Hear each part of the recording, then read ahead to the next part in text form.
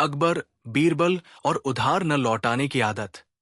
आगरा के पास एक उपजाऊ इलाका था, जहां कई छोटे छोटे गांव बसे हुए थे।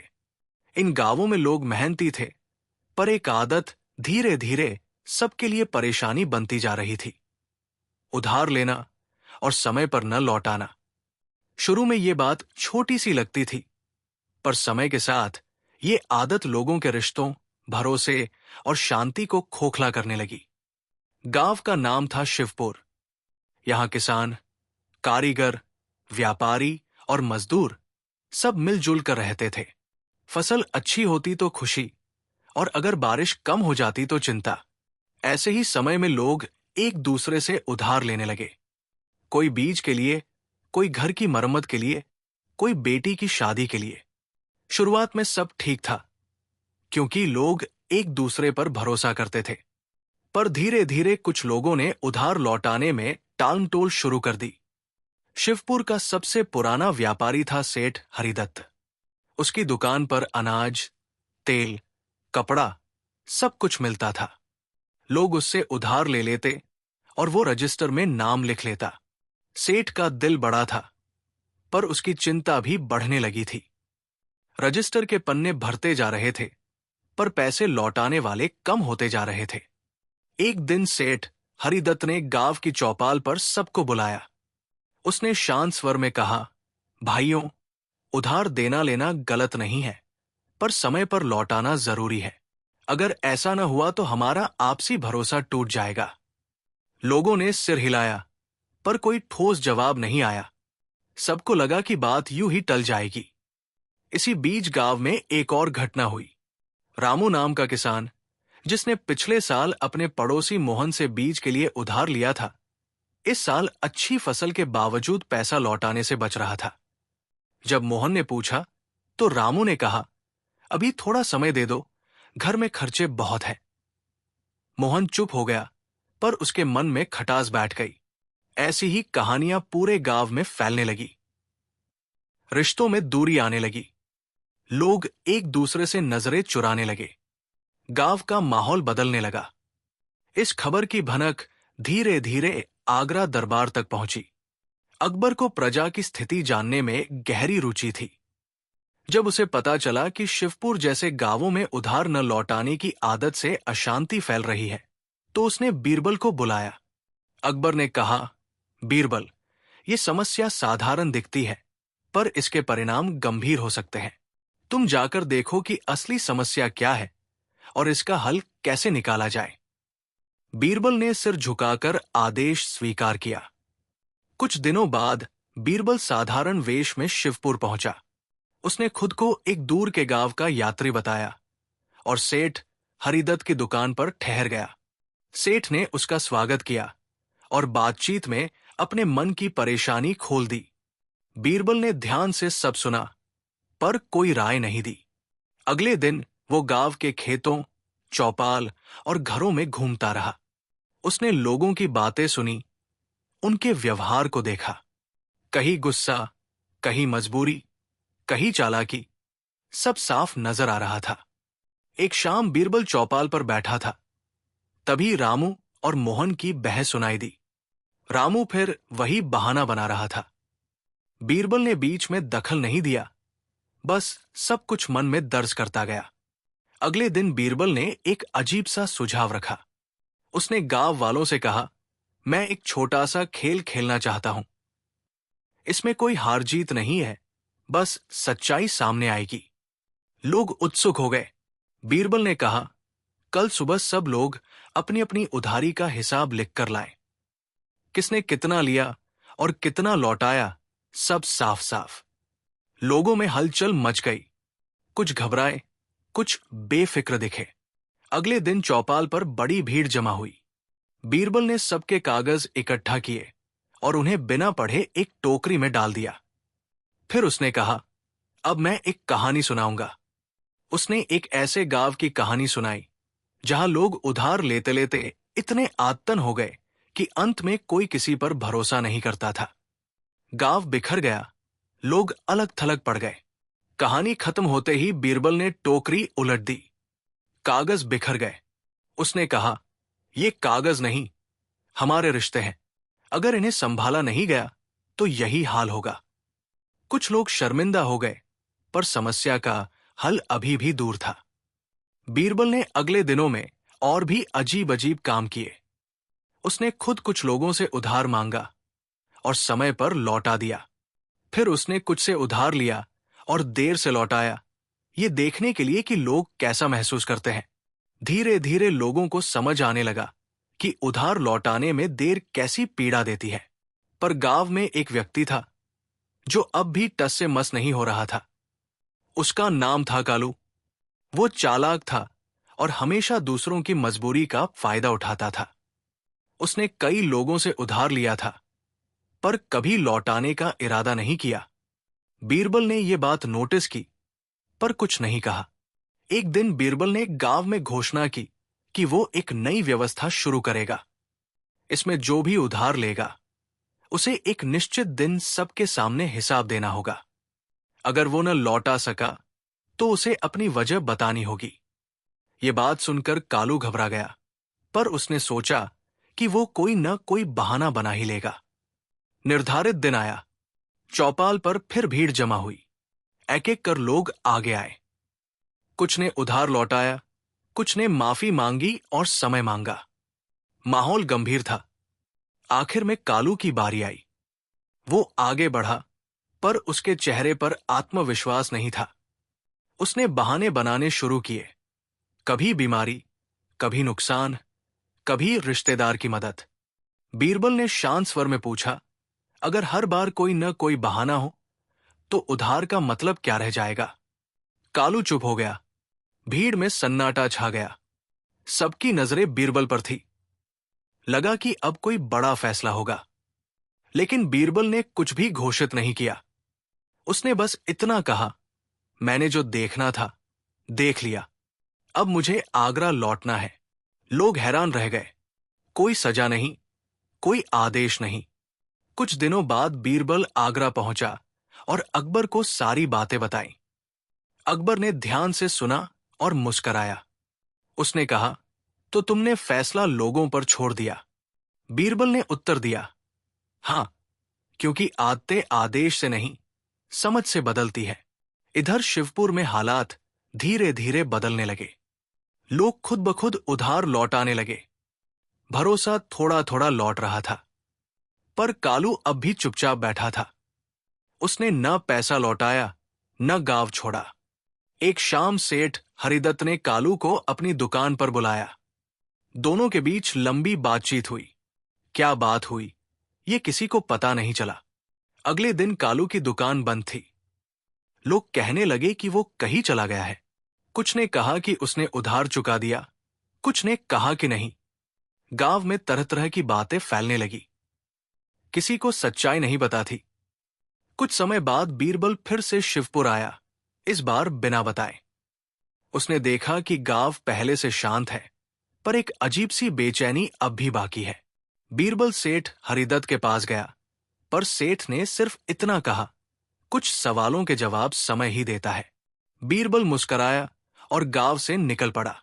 बीरबल के गांव से निकलने के बाद शिवपुर की हवा में एक अजीब सी खामोशी घुल गई थी। बाहर से देखने पर सब कुछ सामान्य लगता था। खेतों में काम होता, बच्चे खेलते और शाम को चौपाल पर लोग बैठते। लेकिन भीतर ही भीतर हर व्यक्ति के मन में कुछ न कुछ चल रहा था। सबसे ज्यादा चर्चा कालू को लेकर थी। वो सचमुच गया था या कहीं छिपा बैठा था, किसी को पता नहीं था। कुछ लोग मानते थे कि उसने सबका उधार चुका दिया और चुपचाप चला गया, तो कुछ कहते थे कि वो किसी नई चाल की तैयारी में है। सेठ हरिदत्त अब पहले जैसा नहीं रहा था। उसकी आंखों में थकान थी, पर चेहरे पर संतुलन भी। उसने अपने रजिस्टर को अब भी संभाल कर रखा था, लेकिन पन्ने पलटते समय उसके हाथ थोड़े रुक जाते थे। उसे याद आता था कि कैसे कभी वो हर नाम पर मुस्कुराकर उधार लिख देता था और कैसे अब हर नाम के पीछे एक कहानी जुड़ी होती थी। एक दिन सुबह सुबह मोहन सेठ की दुकान पर आया। उसने चुपचाप अपनी थैली खोली और उधार का पूरा पैसा रख दिया। सेठ ने हैरानी से देखा। मोहन ने बस इतना कहा, अब मन हल्का है।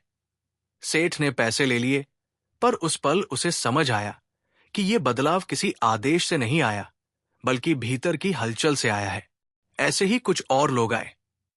कोई पूरा पैसा लाया, कोई आधा, कोई बस हाथ जोड़कर माफी मांगने आया। सेठ हरिदत्त ने किसी को डांटा नहीं। उसने सबकी बात सुनी। गांव में यह बात फैल गई कि अब उधार लौटाने का दबाव नहीं, बल्कि एक जिम्मेदारी महसूस होने लगी है। पर इसी बीच एक नई समस्या उभरने लगी।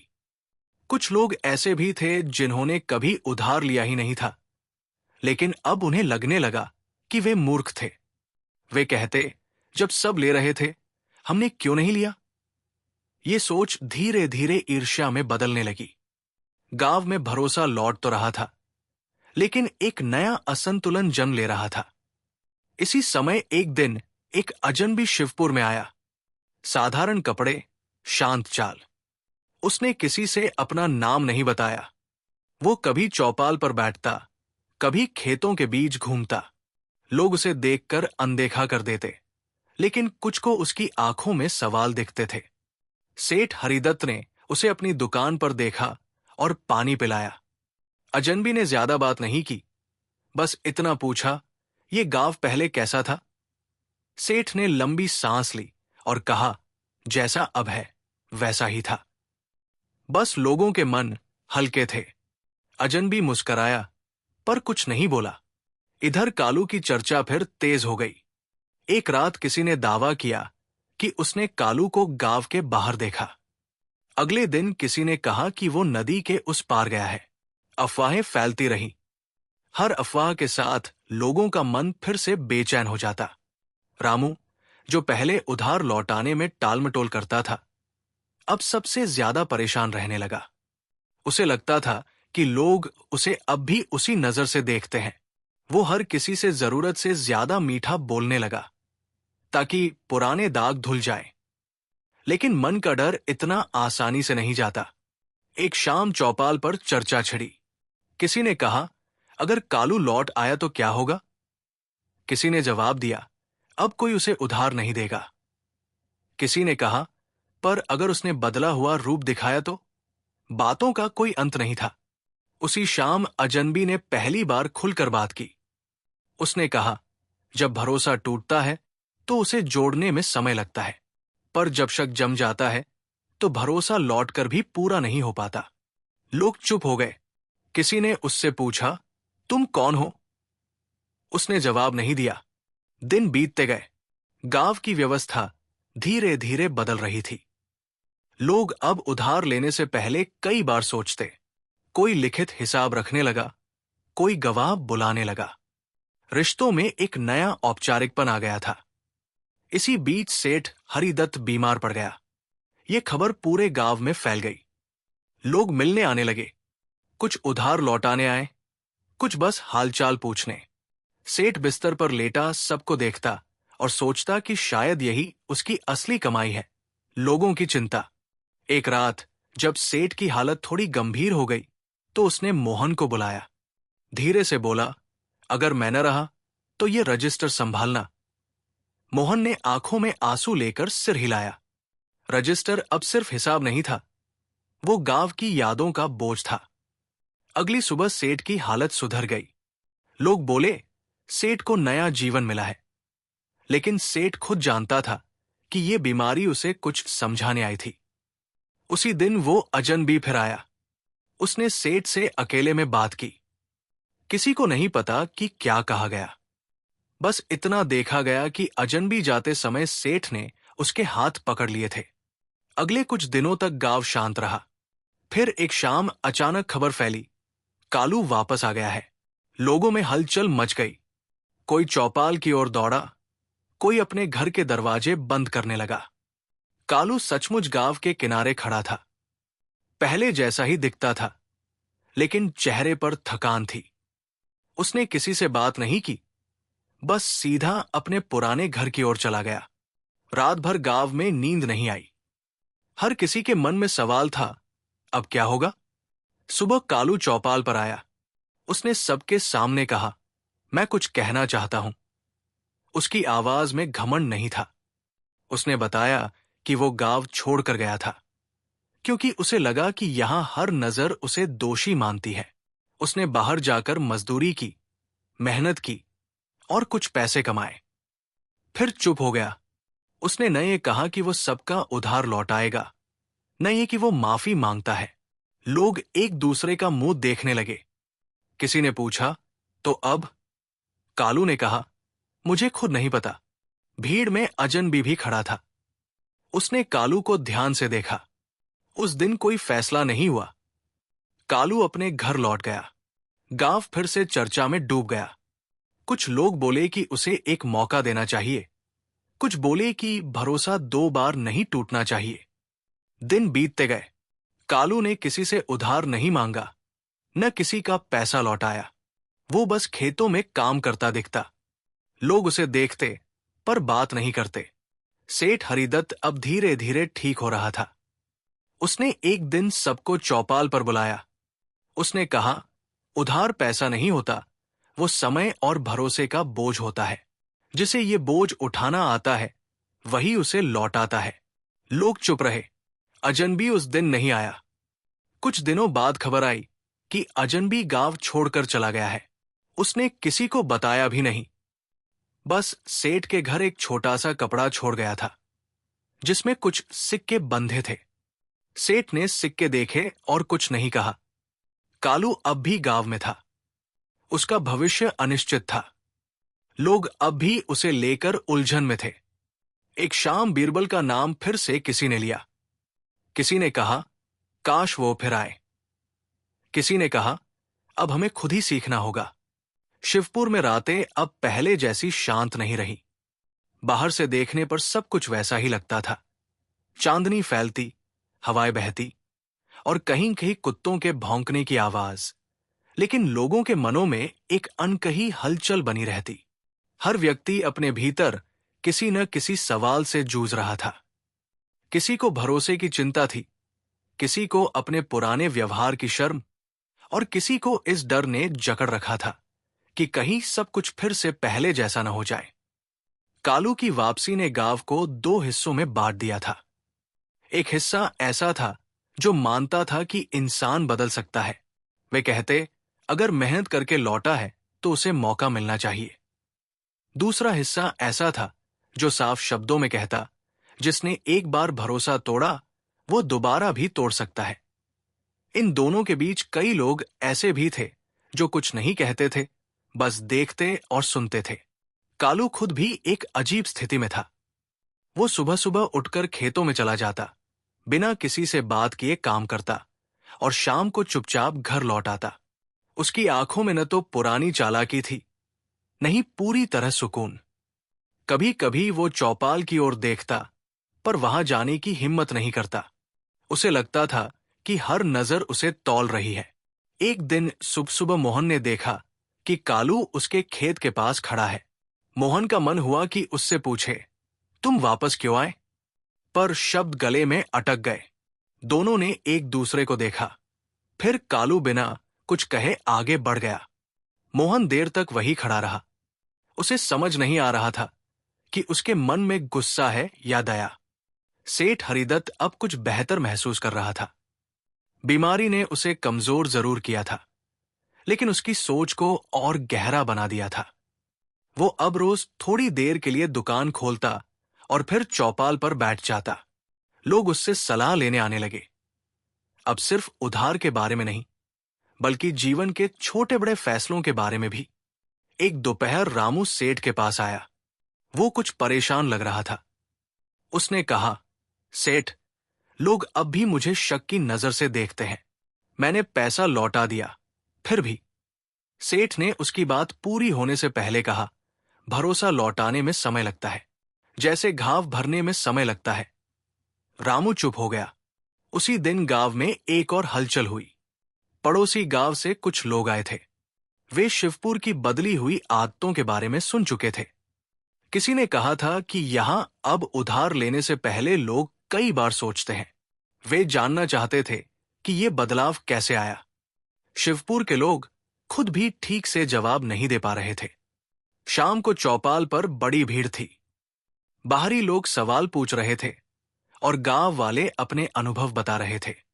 कोई बीरबल का नाम लेता, कोई सेठ हरिदत्त की समझदारी की तारीफ करता, लेकिन हर बातचीत के बीच कालू का नाम जरूर आ जाता। उसी भीड़ में एक बुजुर्ग खड़े हुए। उन्होंने धीमी आवाज में कहा, जब तक हम हर गलती को हमेशा के लिए पकड़ कर रखेंगे, तब तक कोई भी सच में सुधर नहीं पाएगा। कुछ लोग सहमत हुए, कुछ ने मुंह फेर लिया। रात को कालू अपने घर में बैठा रहा। उसे याद आ रहा था कि कैसे वो पहले लोगों की मजबूरी का फायदा उठाता था। बाहर की दुनिया में उसने मेहनत की थी, अपमान भी सहा था। कई बार उसे उधार मांगना पड़ा और कई बार मना भी किया गया। उन पलों ने उसे बहुत कुछ सिखाया था, लेकिन क्या वह सब गांव को समझा सकता था? उसे खुद नहीं पता था। अगले दिन सुबह एक नई घटना हुई। सेठ हरिदत्त की दुकान के सामने कुछ सिक्के पड़े मिले। किसी ने उन्हें गिना। वो रकम लगभग उतनी ही थी जितनी कालू पर सबसे पुराने उधार की थी। कोई नहीं जानता था कि सिक्के किसने रखे। कुछ लोगों ने तुरंत कहा, यह कालू का काम है। कुछ ने कहा, हो सकता है किसी और ने किया हो। कालू से पूछा गया। उसने बस इतना कहा, मैंने किसी को कुछ नहीं बताया। उसके चेहरे पर न गर्व था, न डर। ये जवाब लोगों को और उलझा गया। दिन बीतने लगे।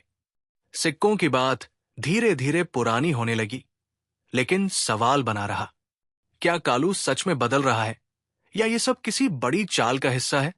लोग उसके हर कदम को ध्यान से देखने लगे। एक शाम तेज बारिश हुई। खेतों में पानी भर गया। कुछ घरों की दीवारें कमजोर पड़ गई।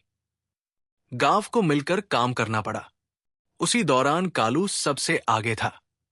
वो बिना किसी को देखे, बिना किसी से कुछ मांगे, बस काम करता रहा। किसी ने देखा कि वो कीचड़ में फिसल कर गिरा, फिर भी उठा और काम में लग गया। उस रात कई लोगों ने पहली बार सोचा, शायद वो सच में अलग हो गया है। लेकिन अगली ही सुबह एक नई अफवाह फैल गई। कहा गया कि कालू ने कहीं बाहर जमीन खरीदने की बात की है। अगर ये सच था, तो वो यहां क्यों मेहनत कर रहा था? लोग फिर से दो हिस्सों में बंट गए। सेठ हरिदत्त ने इस बार कुछ नहीं कहा। वो बस सब देखता रहा। उसे लगता था कि हर सवाल का जवाब तुरंत नहीं मिलता। इसी बीच मोहन के घर एक समस्या आ गई। उसकी फसल का कुछ हिस्सा खराब हो गया था। उसे पैसों की जरूरत थी। वो उधार लेने के बारे में सोच रहा था, लेकिन डर रहा था कि लोग क्या कहेंगे। काफी सोच विचार के बाद वो सेठ हरिदत्त के पास गया। सेठ ने उसकी बात सुनी और कहा, उधार लेना गलत नहीं है। गलत तब होता है जब हम उसे हल्के में लेते हैं। मोहन ने सिर झुका लिया। ये बात गांव में फैल गई। लोग समझने लगे कि समस्या उधार की नहीं, आदत की थी। एक दिन चौपाल पर कालू ने खुद सबके सामने बात रखने की हिम्मत की। उसने कहा, मैंने गलतियां की है।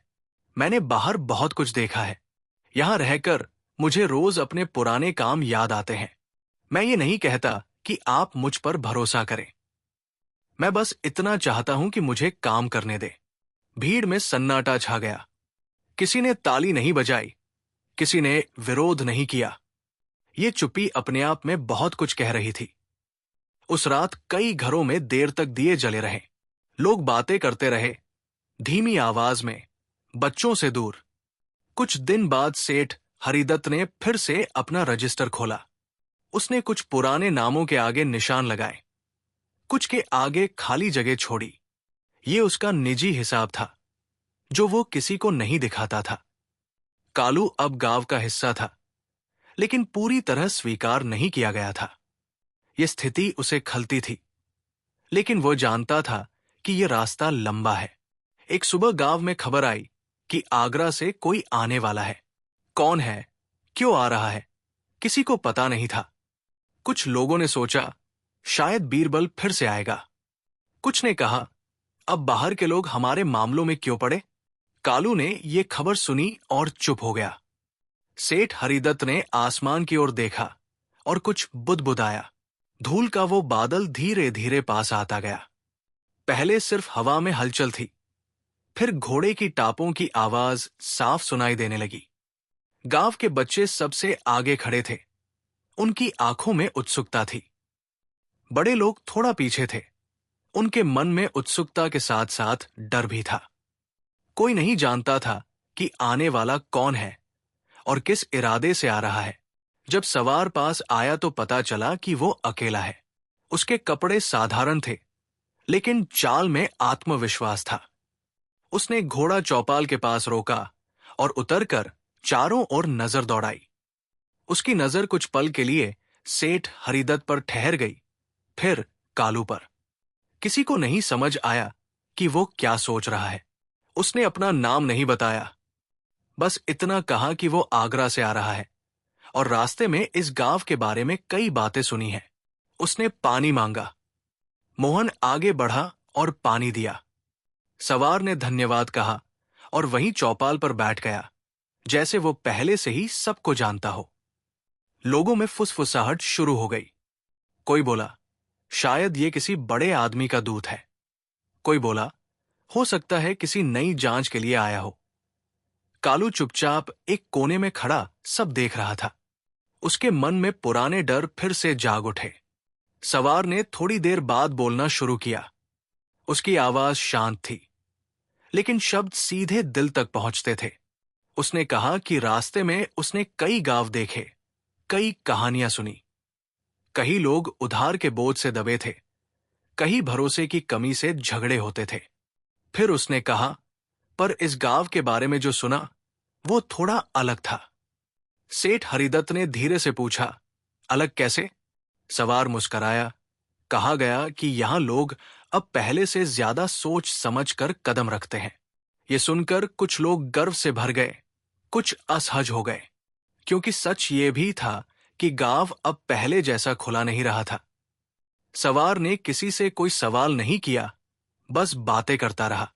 उसने पूछा कि यहां खेती कैसी होती है, बारिश का हाल कैसा है, लोग मिलजुल कर कैसे रहते हैं।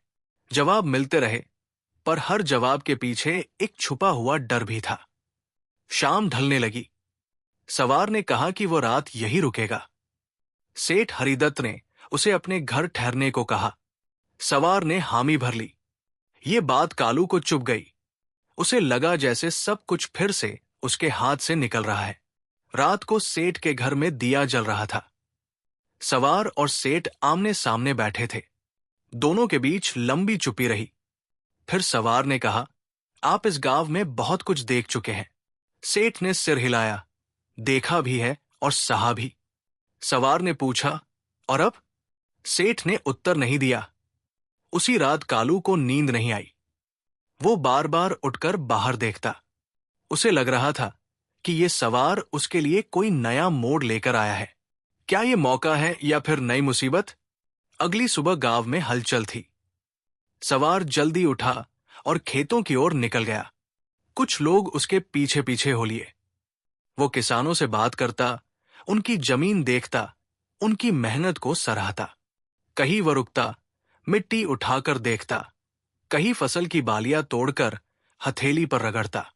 कालू भी दूर से ये सब देख रहा था।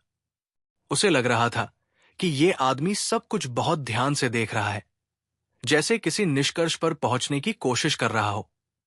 दोपहर में सवार फिर चौपाल पर आया। उसने सबको इकट्ठा होने को कहा। लोग जमा हो गए। माहौल भारी था। सवार ने कहा, मैं यहां कोई फैसला सुनाने नहीं आया हूं। मैं सिर्फ देखना चाहता था कि लोग कैसे जीते हैं। लोगों ने राहत की सांस ली, पर पूरी तरह निश्चिंत नहीं हुए। तभी सवार ने एक सवाल पूछा, अगर आज किसी को सच में जरूरत पड़े तो क्या आप उसे उधार देंगे? भीड़ में सन्नाटा छा गया। कोई आगे नहीं आया। कुछ लोगों ने नजरें झुका ली, कुछ ने एक दूसरे को देखा। सेठ हरिदत्त ने धीरे से कहा, देंगे, अगर भरोसा होगा। सवार ने पूछा, और भरोसा कैसे बनेगा? इस सवाल का जवाब किसी के पास नहीं था। सवार ने कालू की ओर देखा। उसने पूछा, और तुम? कालू चौंका। सबकी नजरें उस पर टिक गई। कालू ने कुछ पल सोचा और कहा, मैं आज किसी से कुछ नहीं मांगूंगा। ये जवाब भी किसी समस्या का हल नहीं था, लेकिन एक शुरुआत जरूर था। सवार ने कुछ नहीं कहा, वो बस सबको देखता रहा। फिर उसने कहा कि वो शाम तक यही रहेगा और फिर आगे बढ़ जाएगा। दिन भर गांव में अजीब बेचैनी रही। लोग अपने अपने काम में लगे रहे, पर मन चौपाल की ओर ही लगा रहा। हर किसी को लग रहा था कि कुछ बड़ा होने वाला है, पर क्या, ये कोई नहीं जानता था। शाम होते होते आसमान में बादल घिर आए। हवा ठंडी हो गई। सवार चौपाल पर फिर आया। उसने अपने घोड़े की लगाम थामी और कहा, मैंने यहां बहुत कुछ देखा, कुछ अच्छा, कुछ अधूरा। लोग उसकी बात सुनने को तैयार थे, लेकिन उसने आगे कुछ नहीं कहा। बस इतना बोला, कुछ फैसले बाहर से नहीं आते, वे भीतर से आते हैं। ये कहकर वो घोड़े पर सवार हो गया। भीड़ में खुसुर फुसुर शुरू हो गई। किसी ने पूछा, आप जा रहे हैं? सवार ने पीछे मुड़कर देखा और कहा, हां, अभी। कालू को लगा जैसे उसका दिल बैठ गया हो। उसे उम्मीद थी कि ये आदमी कुछ साफ साफ कहेगा, या तो उसे पूरी तरह स्वीकार करेगा या पूरी तरह नकार देगा, लेकिन ऐसा कुछ नहीं हुआ। सवार धीरे धीरे गांव से बाहर निकल गया। धूल फिर से उड़ने लगी। बच्चे दौड़े, पर वो दूर जा चुका था। उसके जाने के बाद गांव में अजीब खालीपन छा गया। लोग एक दूसरे से पूछने लगे, वो कौन था? किसी के पास जवाब नहीं था। सेठ हरिदत्त देर तक चौपाल पर बैठा रहा। उसके चेहरे पर एक रहस्यमयी शांति थी। मोहन ने उससे पूछा, सेठ, क्या आपको लगता है कि अब सब ठीक हो जाएगा? सेठ ने कहा, ठीक और गलत के बीच का रास्ता सबसे लंबा होता है। कालू उस रात फिर देर तक जागता रहा। उसे लग रहा था कि अब सब कुछ उसी पर निर्भर है, उसके अगले कदम पर। कुछ दिन बीते। गांव फिर अपने काम में लग गया। सवार की याद धीरे धीरे धुंधली होने लगी, लेकिन उसके सवाल लोगों के मन में रह गए। एक सुबह सेठ हरिदत्त की दुकान पर एक पुराना आदमी आया। उसने कुछ पैसे रखे और बोला, ये उधार था, बहुत पुराना। सेठ ने पैसे लिए, पर कुछ नहीं कहा। इसी दिन किसी ने देखा कि कालू ने एक किसान की मदद बिना कुछ मांगे की। ये छोटी सी बात थी, लेकिन लोगों ने नोटिस किया। धीरे धीरे गांव में फिर से हलचल बढ़ने लगी, पर इस बार खुली नहीं, बल्कि भीतर ही भीतर। कोई भरोसा कर रहा था, कोई अब भी इंतजार कर रहा था। एक शाम दूर सड़क पर फिर से धूल उठती दिखी। कोई आ रहा था या कोई जा रहा था, ये साफ नहीं था। लोगों ने देखा, पर किसी ने कुछ कहा नहीं। धूल का वो बादल इस बार भी पूरी तरह साफ नहीं था। कोई निश्चित रूप से नहीं कह पा रहा था कि सड़क पर जो हलचल दिख रही है, वो किसी के आने की है या किसी के जाने की। शिवपुर अब ऐसा गांव बन चुका था जहां छोटी सी घटना भी लोगों के मन में बड़ी बातें जगा देती थी। सवार के जाने के बाद जो खालीपन पैदा हुआ था, वो अब धीरे धीरे सवालों में बदलने लगा था। गांव के लोग फिर अपने कामों में लग गए थे, लेकिन पहले जैसी लापरवाही नहीं रही। अब हर व्यक्ति कुछ सोचकर बोलता, कुछ सोचकर कदम उठाता। खेतों में काम करते समय भी लोग एक दूसरे से कम बातें करते थे, लेकिन मन ही मन बहुत कुछ चलता रहता था। भरोसा लौट रहा था, या बस एक नई सावधानी ने जगह ले ली थी, ये कोई साफ साफ नहीं कह सकता था। कालू के जीवन में भी अजीब सा ठहराव आ गया था। वो हर दिन मेहनत करता, दूसरों की मदद करता, लेकिन उससे कोई खुलकर बात नहीं करता। लोग उसके काम को देखते थे, पर मन में सवाल रखते थे। उसे अब समझ आने लगा था कि गलती करना आसान होता है, लेकिन उसका बोझ उतारना बहुत कठिन। एक दिन सुबह कालू को मोहन ने बुलाया। ये पहली बार था जब किसी ने उसे खुद बुलाया था। कालू का मन धड़कने लगा। वो सोचता हुआ मोहन के घर पहुंचा। मोहन ने उसे बैठने को कहा और पानी दिया। दोनों कुछ देर चुप रहे। फिर मोहन बोला, मुझे खेत के लिए मजदूर चाहिए, अगर तुम चाहो तो। कालू ने बिना देर किए कहा, मैं कर लूंगा। बस इतना ही कहा गया, लेकिन उस पल कालू को लगा जैसे उसके भीतर कुछ टूट कर गिर गया हो। ये खबर धीरे धीरे फैल गई कि मोहन ने कालू को काम दिया है। कुछ लोगों ने इसे सही कदम कहा, कुछ ने इसे जल्दबाजी, लेकिन किसी ने खुलकर विरोध नहीं किया। शायद सब इंतजार कर रहे थे कि आगे क्या होता है। इधर सेठ हरिदत्त का रजिस्टर अब भी उसकी अलमारी में रखा था। वो कभी कभी उसे निकालता, पन्ने पलटता और फिर बंद कर देता। अब वो उसमें नए नाम नहीं जोड़ता था। उसे लगता था कि गांव अब एक नए दौर में है, जहां हर नाम के साथ एक कहानी नहीं, बल्कि एक जिम्मेदारी जुड़ी होनी चाहिए। एक शाम चौपाल पर फिर से चर्चा छिड़ी। इस बार बात उधार की नहीं, बल्कि भविष्य की थी। कोई बोला, अगर सूखा पड़ा तो क्या करेंगे? कोई बोला, अगर फसल खराब हुई तो? सवालों की कमी नहीं थी, लेकिन जवाब देने की हिम्मत किसी में नहीं थी। तभी गांव के एक बुजुर्ग बोले, पहले हम इन बातों पर ज्यादा नहीं सोचते थे। किसी की जरूरत होती थी तो सब मिलकर मदद कर देते थे। किसी ने धीरे से कहा, और फिर वही मदद उधार बन जाती थी। ये सुनकर सन्नाटा छा गया।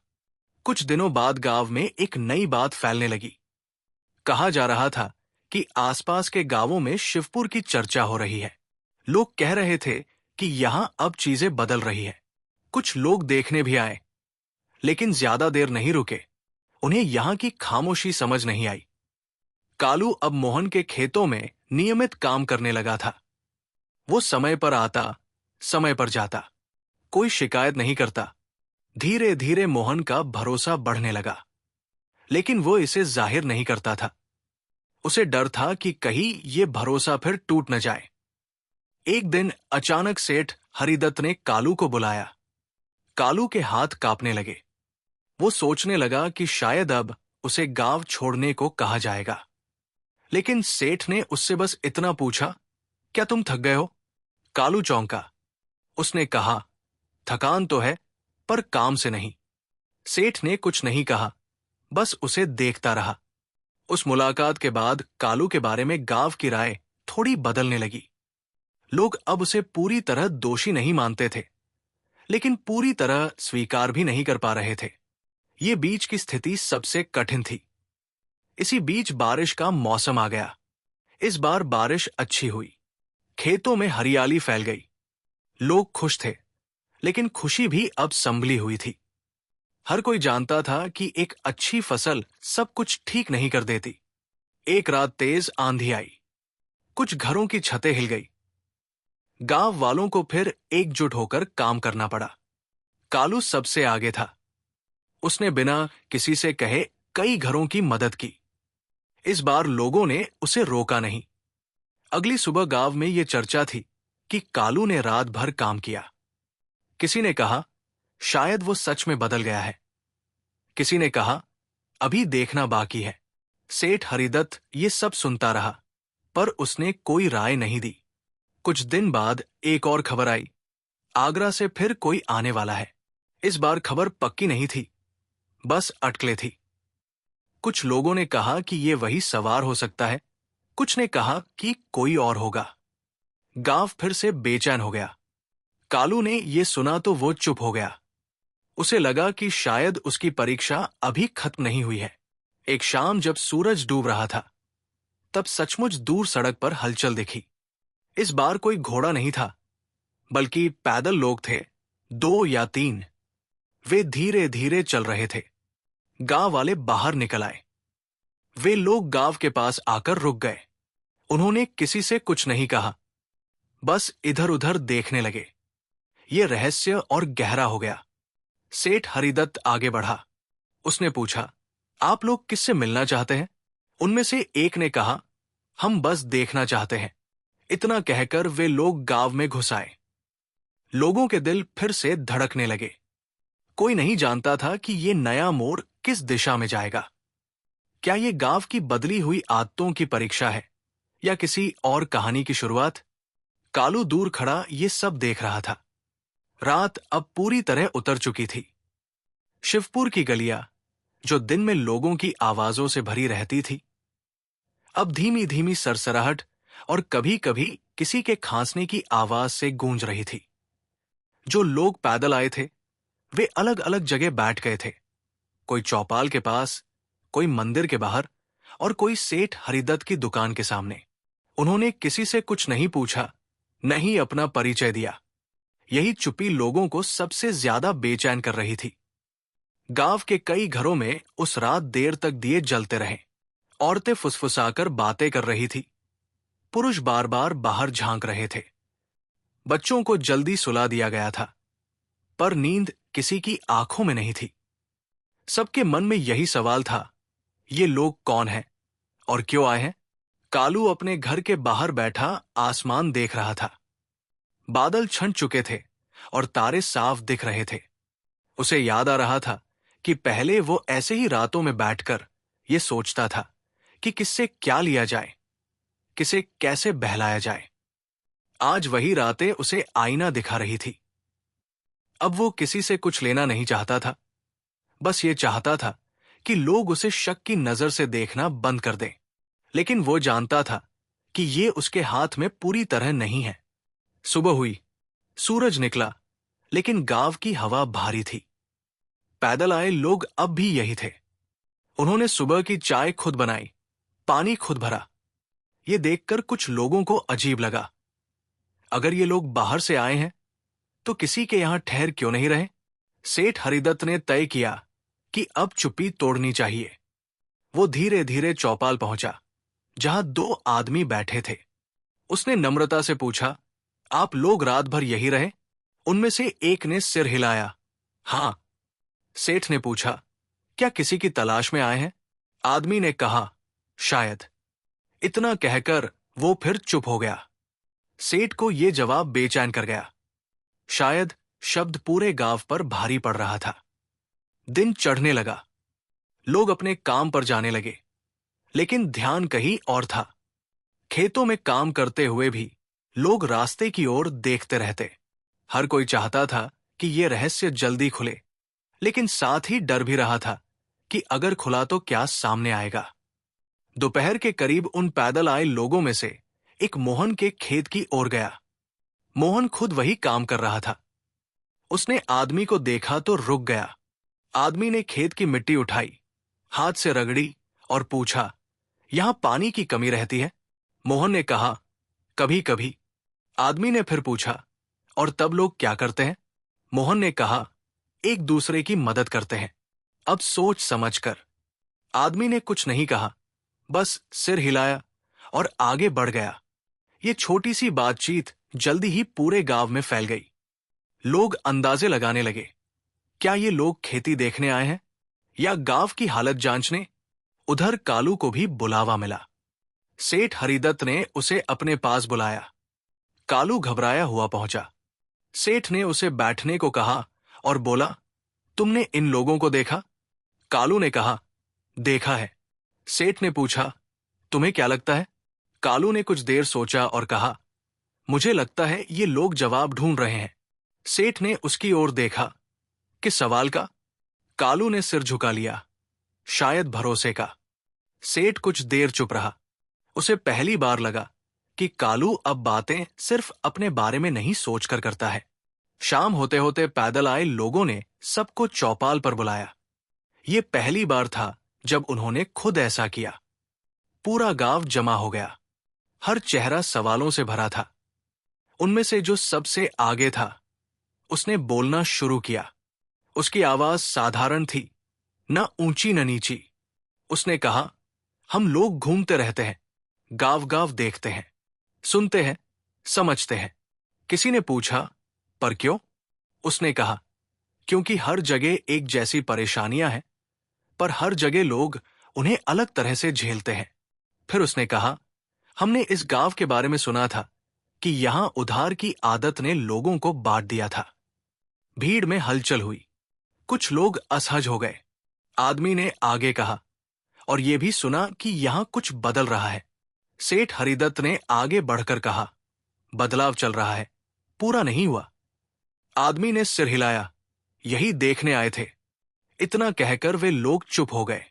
न कोई सवाल, न कोई फैसला। ये चुप्पी लोगों को और बेचैन कर रही थी। किसी ने हिम्मत करके पूछा, आप लोग कौन हैं? उस आदमी ने कहा, बस यात्री। लोग निराश हो गए। उन्हें लगा था कि शायद कोई आदेश आएगा, कोई साफ बात होगी। लेकिन कुछ भी साफ नहीं हुआ। उस रात गांव फिर बेचैन रहा। लोग सोचते रहे कि इन यात्रियों का होना ही शायद एक परीक्षा है। हर किसी को लग रहा था कि उसकी हर हरकत देखी जा रही है। अगले कुछ दिन ऐसे ही बीते। यात्री गांव में रहे, लोगों के बीच रहे, लेकिन बहुत कम बोले। कभी किसी की मदद करते, कभी बस देखते। उन्होंने किसी से उधार नहीं मांगा, न किसी को दिया। ये व्यवहार लोगों को सोचने पर मजबूर कर रहा था। कालू इस दौरान और भी चुप रहने लगा। वो अपने काम पर ध्यान देता, लेकिन उसे लगता था कि हर कोई उसकी तरफ देख रहा है। कभी कभी उसे लगता था कि ये यात्री खास तौर पर उसी को परख रहे हैं। एक दिन अचानक एक अफवाह फैली। कहा गया कि ये यात्री किसी बड़े फैसले की तैयारी कर रहे हैं। क्या फैसला, ये किसी को नहीं पता था। डर और उम्मीद दोनों साथ साथ चलने लगे। सेठ हरिदत्त ने एक शाम उन यात्रियों से सीधे पूछा, आप यहां कब तक रहेंगे? उन्होंने जवाब दिया, जब तक हमें लगे कि हमने जो देखना था देख लिया। ये जवाब किसी तसल्ली जैसा नहीं था। इसी बीच गांव में एक छोटी सी घटना हुई। एक गरीब किसान की गाय बीमार पड़ गई। उसे इलाज के लिए पैसों की जरूरत थी। पहले वो उधार लेने से हिचकता, लेकिन अब उसने हिम्मत की। वो सेठ के पास नहीं गया, बल्कि सीधे चौपाल पर आया और अपनी बात सबके सामने रखी। कुछ पल सन्नाटा रहा। फिर मोहन आगे आया। उसके बाद 2 और लोग आए। किसी ने पूरी मदद नहीं की, लेकिन सबने थोड़ा थोड़ा दिया। किसान की आंखों में आंसू आ गए। यात्री ये सब देख रहे थे। उन्होंने कुछ नहीं कहा। उस रात कालू देर तक जागता रहा। वो सोच रहा था, अगर आज वही किसान पहले आया होता तो क्या हालात ऐसे होते? उसे पहली बार महसूस हुआ कि बदलाव दिखावे से नहीं, छोटे कामों से आता है। अगली सुबह यात्रियों में से एक ने कालू को बुलाया। ये सुनकर कालू का दिल बैठ गया। वो धीरे धीरे उनके पास गया। आदमी ने उससे पूछा, तुम यहां खुश हो? कालू चौंक गया। उसने सोचा था कि उससे पुराने उधार के बारे में पूछा जाएगा। उसने कहा, खुश होना सीख रहा हूं। आदमी ने पूछा, और भरोसा? कालू ने कहा, वो लौटाने की कोशिश कर रहा हूं। आदमी ने कुछ नहीं कहा, बस उसे जाने का इशारा कर दिया। दिन ढलने लगा। अचानक यात्रियों ने तैयारी शुरू कर दी। लोग समझ गए कि वे जाने वाले हैं। पूरे गांव में हलचल मच गई। कुछ लोग राहत महसूस कर रहे थे, कुछ को अजीब सी कमी लग रही थी। शाम को वे यात्री चौपाल पर आए। उन्होंने कहा, हम जा रहे हैं। किसी ने पूछा, तो आपका निष्कर्ष? उनमें से एक ने कहा, निष्कर्ष हर गांव खुद लिखता है। इतना कहकर वे चल पड़े। लोग देर तक उन्हें जाते देखते रहे। किसी को नहीं पता था कि वे सच में क्या देखने आए थे और क्या लेकर जा रहे थे। उनके जाने के बाद गांव में फिर सन्नाटा छा गया। लेकिन ये सन्नाटा पहले जैसा नहीं था। इसमें सोच थी, सवाल थे और थोड़ी सी उम्मीद भी। सेठ हरिदत्त ने उस रात रजिस्टर खोला। उसने कुछ पन्ने निकालकर अलग रख दिए। क्या करने वाला है, ये किसी को नहीं बताया। कालू अपने घर के बाहर बैठा था। उसने आसमान की ओर देखा और पहली बार उसे लगा कि आगे का रास्ता पूरी तरह अंधेरा नहीं है, बस धुंधला है। रात की वो हल्की सी आहट किसी एक दिशा से नहीं आ रही थी, जैसे पूरा शिवपुर ही सांस रोककर सुन रहा हो। कुछ लोगों ने अपने घरों के दरवाजे खोलकर बाहर झांका, कुछ ने खिड़कियों से देखा, और कुछ ऐसे भी थे जो बस चारपाई पर बैठे मन ही मन अंदाजे लगाते रहे। कोई साफ आवाज नहीं थी, न घोड़े की टाप, न पैरों की चाल, बस एक एहसास कि कुछ बदलने वाला है। अगली सुबह गांव देर से जागा। ऐसा नहीं था कि लोग सोते रह गए थे, बल्कि नींद पूरी नहीं हुई थी। हर चेहरे पर हल्की थकान और आंखों में सवाल थे।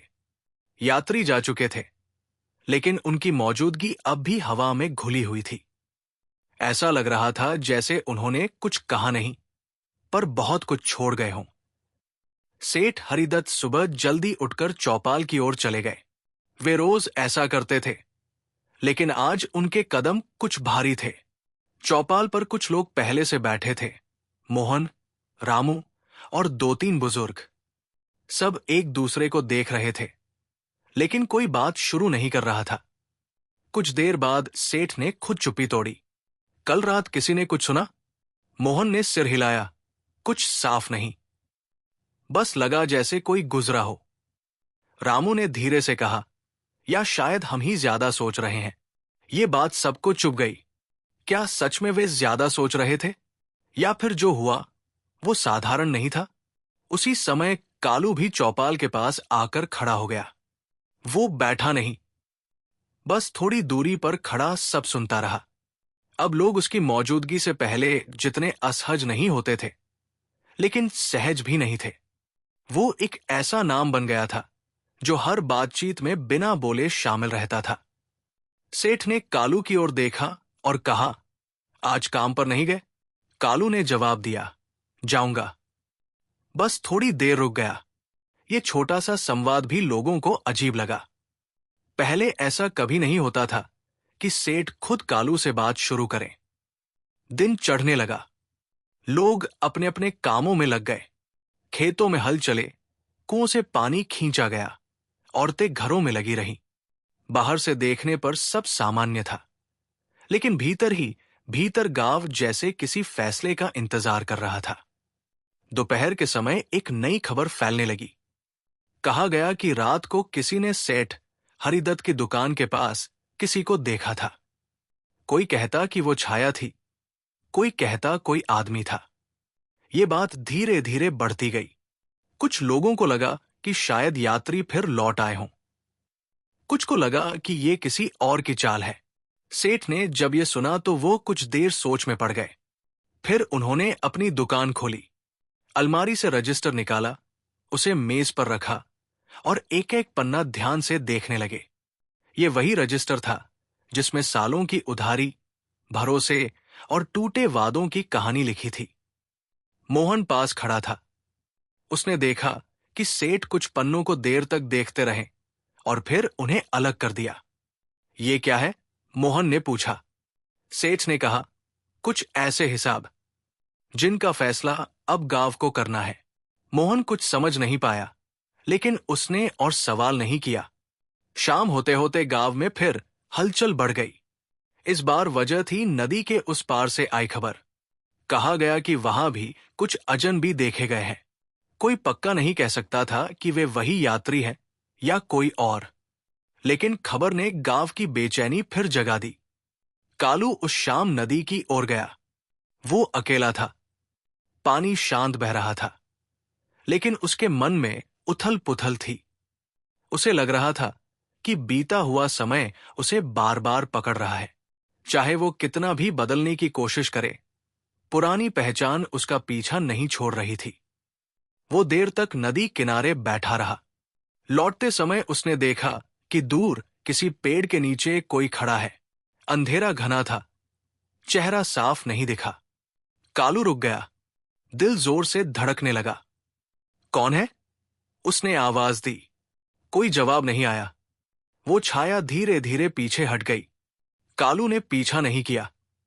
वो तेज कदमों से गांव की ओर लौट आया। उस रात कालू ने किसी को कुछ नहीं बताया। उसे नहीं पता था कि ये डर था या समझदारी। अगले दिन सुबह सेठ हरिदत्त ने पूरे गांव को चौपाल पर बुलाया। ये सुनकर सब चौंक गए। इतनी जल्दी सबको बुलाना आम बात नहीं थी। लोग इकट्ठा होने लगे। कोई सोच रहा था कि शायद कोई बड़ा ऐलान होगा। कोई डर रहा था कि कोई पुराना मामला फिर खुलेगा। जब सब जमा हो गए, सेठ आगे आए। उनकी आवाज शांत थी, लेकिन उसमें वजन था। मैं आज कोई फैसला सुनाने नहीं बुला रहा, उन्होंने कहा। लोगों ने राहत की सांस ली। मैं बस कुछ बातें आपके सामने रखना चाहता हूं, सेठ ने आगे कहा। उन्होंने रजिस्टर उठाया। ये सिर्फ मेरा नहीं है, ये इस गांव का आईना है। भीड़ में सन्नाटा छा गया। सेठ ने कुछ पन्ने खोले और बोले, इन नामों के पीछे उधार है, और इन उधारों के पीछे कहानियां, कुछ मजबूरी की, कुछ लालच की। फिर उन्होंने रजिस्टर बंद कर दिया। मैं अब अकेले ये बोझ नहीं उठाना चाहता। लोगों में खुसर पुसर शुरू हो गई। किसी ने पूछा, तो क्या करेंगे? सेठ ने कहा, मैं चाहता हूं कि ये गांव तय करे कि आगे क्या करना है। ये सुनकर सब चुप हो गए। फैसला गांव पर छोड़ देना आसान नहीं था। उसी समय कालू आगे आया। ये पहली बार था जब वो खुद आगे बढ़ा। उसने कहा, अगर कोई फैसला होगा तो उसमें मेरा नाम भी होगा। लोगों ने उसकी ओर देखा, कुछ हैरानी से, कुछ शक से। सेठ ने कुछ नहीं कहा, बस उसे देखते रहे। बहस शुरू हो गई। कोई कहता कि पुराने उधार माफ कर देने चाहिए, कोई कहता कि सब कुछ लौटाना जरूरी है। कुछ लोग कहते कि बीती बातों को छोड़कर आगे बढ़ना चाहिए, तो कुछ कहते कि बिना हिसाब किए आगे बढ़ना गलत है। ये बहस देर तक चली। कोई नतीजा नहीं निकला। शाम ढलने लगी। सूरज डूबने लगा। सेठ ने हाथ उठाकर सबको शांत किया। आज नहीं, उन्होंने कहा, आज फैसला नहीं होगा। लोगों में मायूसी फैल गई, लेकिन कहीं न कहीं राहत भी थी। उस रात गांव फिर देर तक जागता रहा। कुछ घरों में बहस हुई, कुछ में चुपी।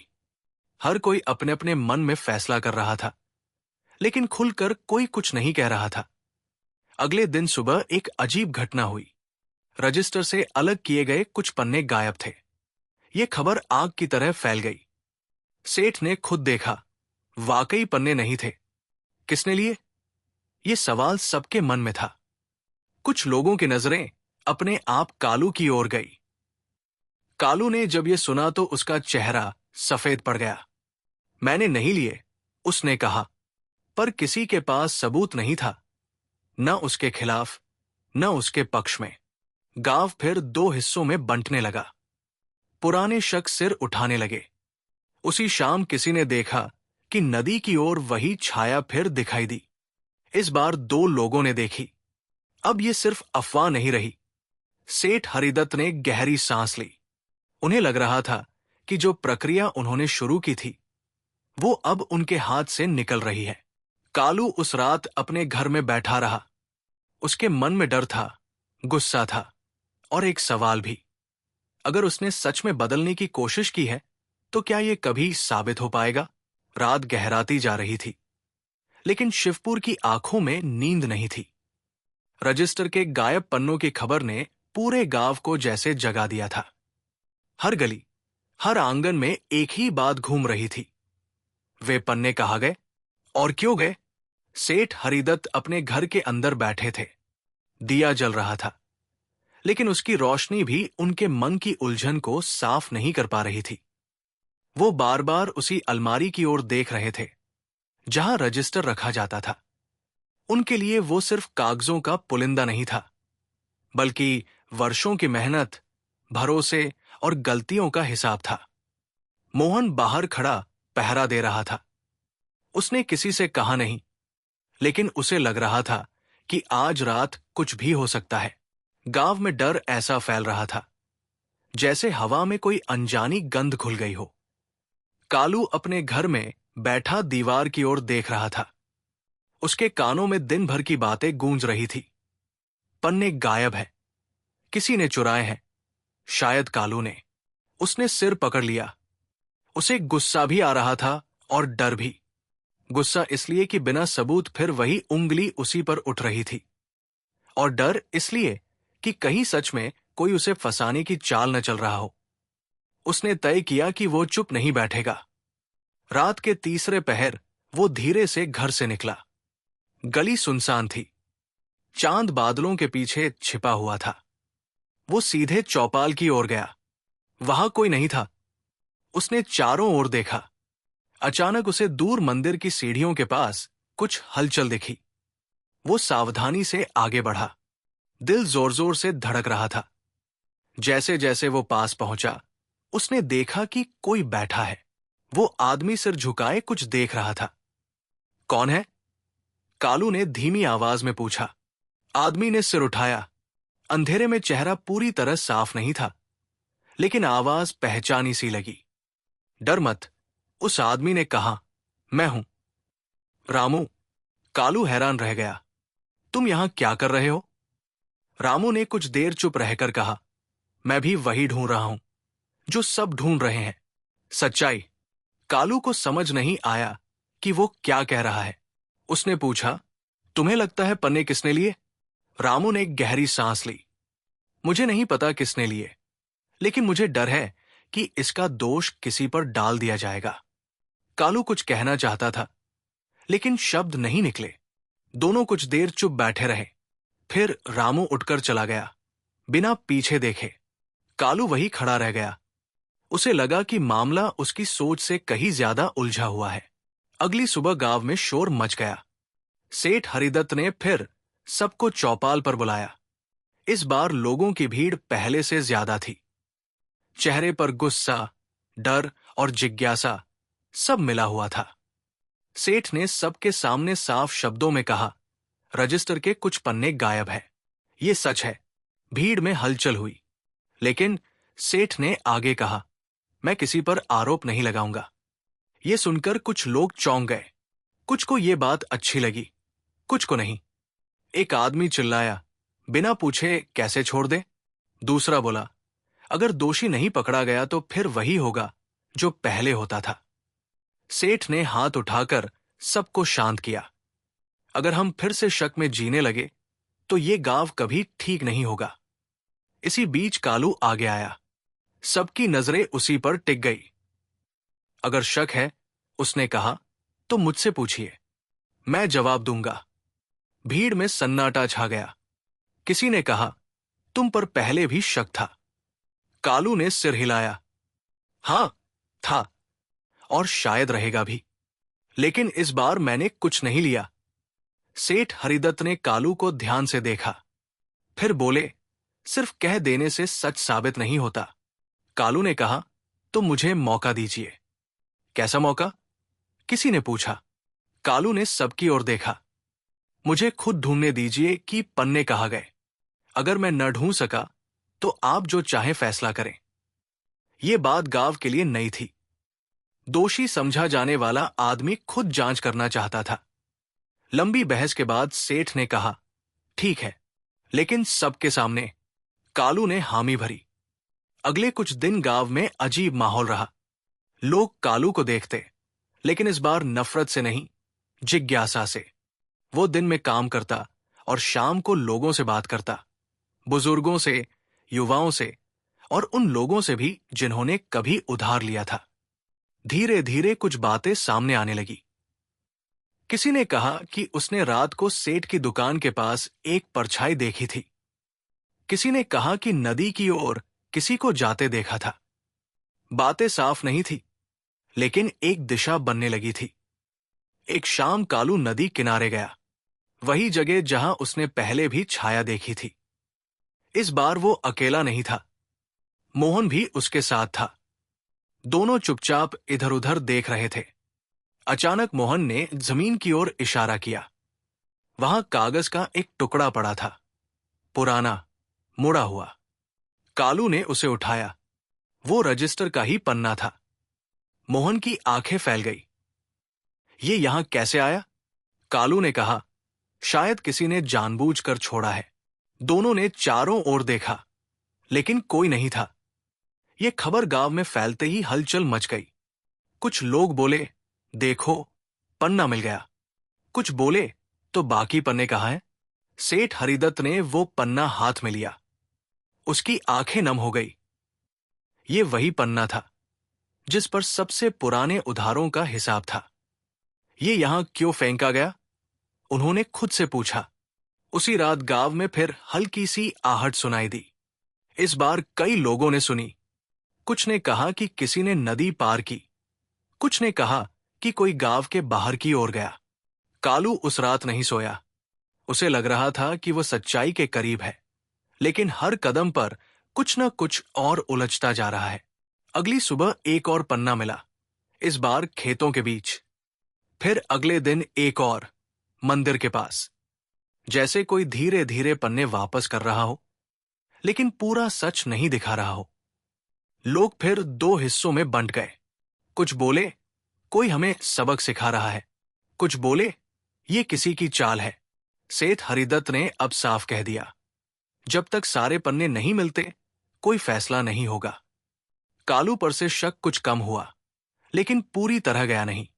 अब नया सवाल उठ रहा था, आखिर पन्ने लेने वाला कौन है और वो क्या साबित करना चाहता है। एक शाम सेठ हरिदत्त के घर के दरवाजे पर एक छोटा सा कपड़ा बंधा मिला। अंदर कुछ पन्ने थे, लेकिन सब नहीं। साथ में कोई नाम नहीं, कोई संदेश नहीं। सेठ ने कपड़ा खोलते हुए कांपते हाथों से कहा, यह कहानी अभी पूरी नहीं हुई है। कालू दूर खड़ा ये सब देख रहा था। उसे लगा कि ये सिर्फ उधार की कहानी नहीं रही, ये भरोसे, माफी और सच्चाई की कहानी बन चुकी है। दूर सड़क पर फिर से धूल उठती दिखी। कोई आ रहा था, या शायद कोई और जा रहा था। शिवपुर सांस रोके देख रहा था। रात का अंधेरा अब शिवपुर के लिए नया नहीं रहा था, लेकिन इस बार अंधेरा सिर्फ आसमान में नहीं था, लोगों के मन में भी था। रजिस्टर के पन्ने लौट रहे थे, पर पूरे नहीं, जैसे कोई जानबूझकर गांव को अधूरी सच्चाई दिखा रहा हो। हर लौटता हुआ पन्ना सवाल बनकर खड़ा हो जाता, और हर सवाल के साथ भरोसे की जमीन थोड़ी और खिसक जाती। सेठ हरिदत्त ने कपड़े में बंधे पन्नों को बहुत देर तक देखा। वे पन्ने गिने नहीं गए, बस महसूस किए गए। कुछ नाम साफ थे, कुछ अधूरे, कुछ रकम पूरी लिखी थी, कुछ जगह खाली छोड़ दी गई थी। जैसे लिखने वाला कहना चाहता हो, बाकी तुम्हें खुद समझना है। मोहन पास खड़ा था। उसने धीरे से पूछा, सेठ, क्या आपको लगता है कि यह सब किसी एक आदमी का काम है? सेठ ने सिर नहीं उठाया। कभी कभी, उन्होंने कहा, एक आदमी के काम में कई लोगों की चुप्पी शामिल होती है। यह बात मोहन के मन में घर कर गई। अगली सुबह गांव में एक अजीब बदलाव दिखा। लोग एक दूसरे से नजरें चुरा नहीं रहे थे, लेकिन खुलकर बात भी नहीं कर रहे थे। हर कोई जैसे अपने भीतर कुछ टटोल रहा था। जो लोग पहले दूसरों पर उंगली उठाते थे, वे अब खुद से सवाल पूछने लगे थे। कालू सुबह जल्दी उठकर काम पर गया। खेत में हल चलाते समय उसका ध्यान बार बार इधर उधर चला जाता। उसे लगता था कि कोई उसे देख रहा है, पर जब वो मुड़कर देखता तो कोई नहीं होता। ये डर नहीं था, बल्कि एक बेचैनी थी कि कहीं वह किसी ऐसे सच के पास तो नहीं पहुंच रहा जिसे कोई सामने नहीं आने देना चाहता। दोपहर में रामू उसके पास आया। पहले रामू कालू से दूरी रखता था, लेकिन अब वो खुद ही बात करने आया। तुम्हें कुछ समझ में आ रहा है? रामू ने पूछा। कालू ने हल रोक दिया। समझ तो बहुत कुछ आ रहा है, उसने कहा, पर जो समझ आ रहा है उसे कहना मुश्किल है। रामू ने चारों ओर देखा और धीमी आवाज में बोला, मुझे लगता है ये सब उधार का मामला नहीं है। कालू ने उसकी ओर देखा। फिर क्या है? रामू कुछ पल चुप रहा। शायद ये इस बात की परीक्षा है कि हम सच का सामना कर सकते हैं या नहीं। ये बात कहकर रामू चला गया, लेकिन उसके शब्द कालू के मन में अटक गए। शाम होते होते एक और पन्ना मिला, इस बार कुएं के पास। वह भी अधूरा था। लोग जमा हो गए। कोई कहता कि यह डराने के लिए किया जा रहा है, कोई कहता कि यह किसी का पश्चाताप है। सेठ हरिदत्त ने सबको घर भेज दिया। हर पन्ने पर भीड़ लगाओगे, उन्होंने कहा, तो सच और दूर भागेगा। रात को सेठ अकेले बैठे रहे। उन्हें वर्षों पहले की बातें याद आने लगी।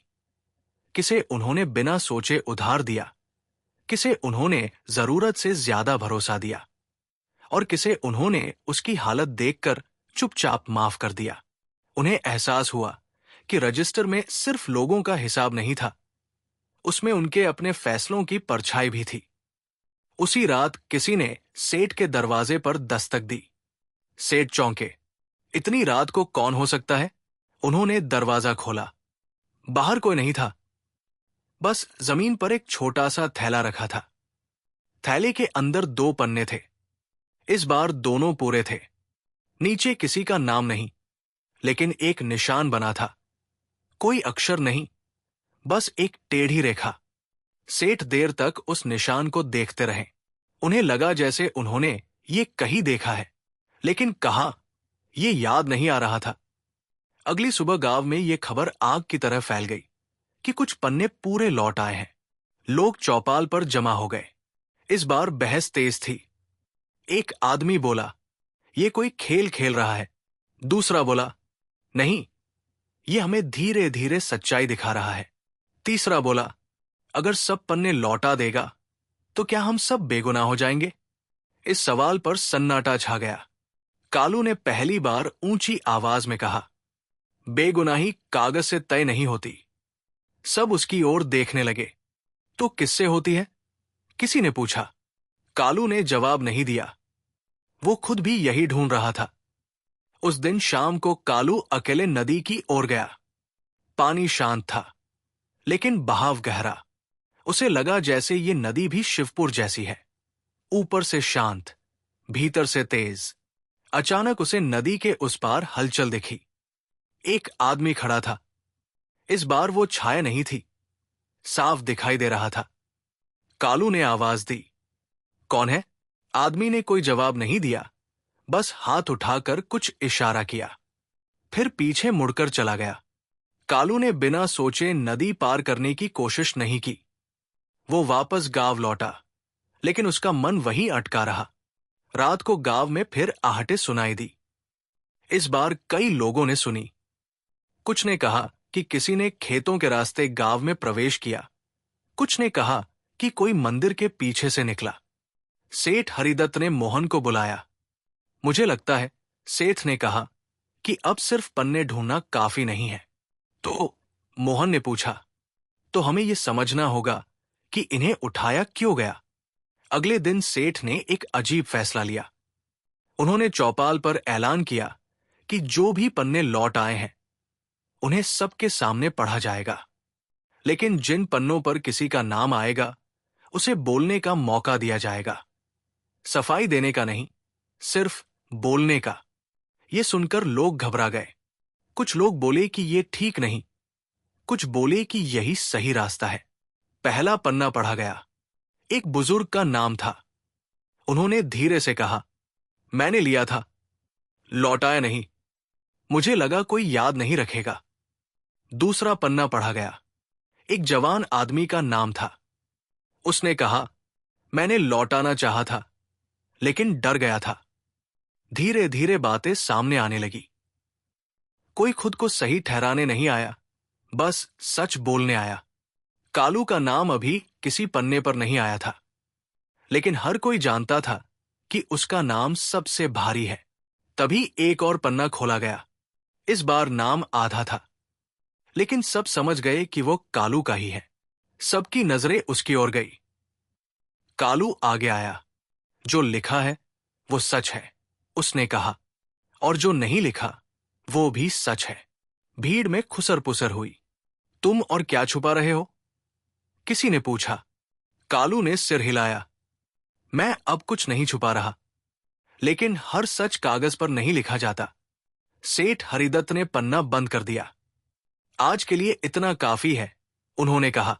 रात की ठंडी हवा अब भी शिवपुर की गलियों में घूम रही थी, लेकिन अब उसमें डर की नहीं, बल्कि किसी बड़े फैसले के आने की आहट थी। नदी के उस पार डेरा डालने की खबर पूरे गांव में फैल चुकी थी। हर व्यक्ति जानता था कि ये सब यूं ही नहीं हो रहा। रजिस्टर के पन्ने, अधूरे सच, लौटती हुई यादें, सब किसी एक बिंदु की ओर बढ़ रहे थे। सेठ हरिदत्त ने उस सुबह बहुत जल्दी आंख खोल दी। उन्होंने नहाकर साफ कपड़े पहने और चुपचाप चौपाल की ओर चल दिए। आज उनके कदमों में हिचक नहीं थी, जैसे उन्होंने मन ही मन तय कर लिया हो कि अब पीछे नहीं हटना है। चौपाल पर कुछ ही लोग थे। मोहन, रामू, दो बुजुर्ग और थोड़ी दूरी पर खड़ा कालू। कालू की आंखों में आज अलग ही दृढ़ता थी। डर अब भी था, लेकिन उसके ऊपर कुछ और हावी था, सच सामने लाने की जिद। सेठ ने बिना किसी भूमिका के कहा, आज हम नदी के उस पार जाएंगे। ये सुनकर सब चौंक गए। अभी? मोहन ने पूछा। हां, सेठ ने जवाब दिया, आज ही। कुछ लोग घबराए। किसी ने कहा, अगर ये कोई जाल हुआ तो? सेठ ने शांत स्वर में कहा, डर से भागते भागते हम बहुत पीछे आ गए हैं। अब सामना करना ही होगा। कालू ने एक कदम आगे बढ़ाया। मैं चलूंगा, उसने कहा। कुछ लोग उसके खिलाफ बोलने ही वाले थे, लेकिन सेठ ने हाथ उठाकर उन्हें रोक दिया। अगर ये सब किसी एक इंसान की कहानी से जुड़ा है, सेठ ने कहा, तो वही सबसे आगे होगा। थोड़ी ही देर में 5 लोग नदी की ओर चल पड़े। गांव के बाकी लोग दूर से देखते रहे। किसी ने रोका नहीं, किसी ने टोका नहीं। जैसे सब जानते थे कि जो होने वाला है वही होना चाहिए। नदी उस दिन असामान्य रूप से शांत थी। पानी धीमे बह रहा था। उस पार एक छोटा सा डेरा दिखाई दे रहा था। कुछ कपड़े, एक आग की बुझी हुई राख और एक आदमी बैठा हुआ। जैसे ही वे पास पहुंचे, वो आदमी खड़ा हो गया। उसका चेहरा साफ दिखा। सेठ हरिदत्त ने उसे देखा और उनकी आंखें फैल गई। तुम? उनके मुंह से बस इतना ही निकला। वो आदमी कोई और नहीं, बल्कि वही अजनबी था, जो पहले सवार बनकर आया था, फिर यात्री बनकर गांव में रुका था। मोहन ने अविश्वास से पूछा, ये सब आपने किया? अजनबी ने सिर झुकाया। हां। कालू आगे बढ़ा। उसकी आवाज कांप रही थी, लेकिन शब्द साफ थे। क्यों? अजनबी ने गहरी सांस ली। क्योंकि अगर सब कुछ यूं ही चलता रहता तो ये गांव बाहर से तो बच जाता, पर भीतर से मर जाता। सेठ हरिदत्त कुछ देर चुप रहे, फिर बोले, रजिस्टर के पन्ने उठाना गलत था। अजनबी ने तुरंत कहा, मैं मानता हूं, लेकिन कभी कभी गलत तरीका ही लोगों को सही सवालों तक पहुंचाता है। रामू ने गुस्से में कहा, तो ये सब एक खेल था? अजनबी ने सिर हिलाया। नहीं, ये एक आईना था। फिर उसने सबको बैठने का इशारा किया। वे आग की बुझी राख के पास बैठ गए। अजनबी ने बोलना शुरू किया, धीरे, साफ, बिना किसी घुमाव के। उसने बताया कि वो कई वर्षों से गांव-गांव घूमता रहा है। उसने देखा है कि कैसे उधार धीरे धीरे आदत बनता है, और आदत फिर अधिकार।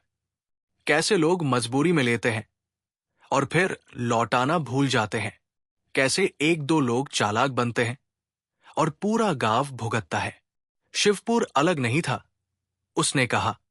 बस यहां एक बात अलग थी। यहां अभी भी सुधरने की गुंजाइश थी। सेठ हरिदत्त ने पूछा, और कालू? अजनबी ने कालू की ओर देखा। वो इस कहानी का बहाना था, कारण नहीं। कालू के चेहरे पर दर्द उभर आया। तुम्हारी गलतियां सच थी, अजनबी ने कहा, लेकिन गांव की सबसे बड़ी गलती यह थी कि उसने एक आदमी को पूरी बुराई बना दिया, ताकि बाकी लोग खुद को साफ समझ सकें। यह सुनकर सब चुप हो गए। अजनबी ने आगे बताया कि उसने रजिस्टर के पन्ने इसलिए उठाए ताकि हर आदमी खुद से पूछे, अगर उसका नाम सामने आ जाए तो वो क्या बोलेगा? वो डर जो लोगों के भीतर था, वही डर उन्हें ईमानदार बना सकता था। और पन्ने धीरे धीरे लौटाने का मतलब? मोहन ने पूछा। ताकि गांव समझे कि सच एक साथ नहीं आता, अजनबी ने कहा। उसे पचाने में समय लगता है। सेठ हरिदत्त की आंखें नम हो गई। लेकिन इससे भरोसा और टूटा, उन्होंने कहा। अजनबी ने सिर झुकाया, कुछ देर के लिए। लेकिन बिना टूटे भरोसा मजबूत नहीं बनता। अब तक कालू चुप था। फिर उसने कहा, और मेरा नाम? मेरा आधा पन्ना? अजनबी ने जेब से आखिरी पन्ना निकाला। ये रहा। उस पन्ने पर सब कुछ लिखा था, उधार, रकम, तारीखें, और नीचे एक वाक्य लिखा था, गलती मान ली जाए तो बोझ आधा हो जाता है। कालू की आंखों से आंसू बह निकले। मैं सब लौटाऊंगा, उसने कहा। सिर्फ पैसा नहीं, अजनबी ने कहा, विश्वास। सेठ हरिदत्त ने गहरी सांस ली। अब? उन्होंने पूछा। अजनबी खड़ा हो गया। अब मेरी जरूरत नहीं, आप जाएंगे? रामू ने पूछा। हां, उसने कहा। अगर मैं यहां रहा तो यह बदलाव मेरा कहलाएगा। इसे आपका होना चाहिए। सेठ हरिदत्त ने आगे बढ़कर उसके हाथ जोड़े। आपने जो किया वो कठोर था, उन्होंने कहा, लेकिन शायद जरूरी भी। अजनबी ने मुस्कुराकर कहा, अगर कभी फिर लगे कि गांव भटक रहा है तो मुझे याद मत करना, बस रजिस्टर खोल लेना। इतना कहकर वो नदी की दूसरी दिशा में चल पड़ा। कुछ देर तक कोई कुछ नहीं बोला। फिर सब वापस गांव लौट आए। चौपाल पर पूरा गांव जमा था। सेठ हरिदत्त ने बिना कुछ छुपाए सब बता दिया। कौन था वो आदमी, क्या किया गया, क्यों किया गया। कुछ लोग नाराज हुए, कुछ शर्मिंदा, कुछ राहत में रो पड़े। सेठ ने अंत में कहा, आज से ये रजिस्टर मेरा नहीं, गांव का है। उन्होंने रजिस्टर चौपाल में रख दिया। जिसका नाम है, उन्होंने कहा, वो खुद बोलेगा और हम सुनेंगे। कालू सबसे पहले आगे आया। उसने सबके सामने अपने उधार की घोषणा की और लौटाने की समय सीमा तय की। कोई तालियां नहीं बजी, लेकिन किसी ने टोका भी नहीं। धीरे धीरे दूसरे लोग भी आगे आए। उस दिन तक सूरज ढल चुका था। कई हफ्तों में उधार लौटे, कुछ माफ किए गए, कुछ बदले में मेहनत से चुकाए गए। शिवपुर पूरी तरह बदल नहीं गया, लेकिन टूटना बंद हो गया। सेठ हरिदत्त ने कुछ महीनों बाद रजिस्टर बंद कर दिया। वो अब खाली था। कालू ने गांव नहीं छोड़ा। उसने सब कुछ लौटा दिया। उसे पूरी तरह माफ नहीं किया गया, लेकिन स्वीकार कर लिया गया। और यही सबसे बड़ी जीत थी। उस अजनबी को किसी ने फिर कभी नहीं देखा।